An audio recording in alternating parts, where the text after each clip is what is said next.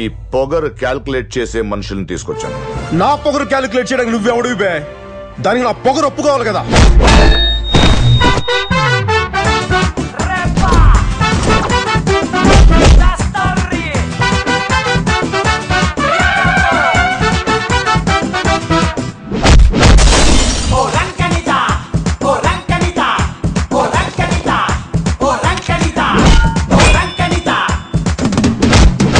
నిన్ను మీ బాబుని Delhi guest house నుంచి బయటికి తీసుకొచ్చి బట్టలు తీసుకొస్తే ఎలా ఉంటుందో ఈ రోజు రాష్ట్రం అలాగుందిరా.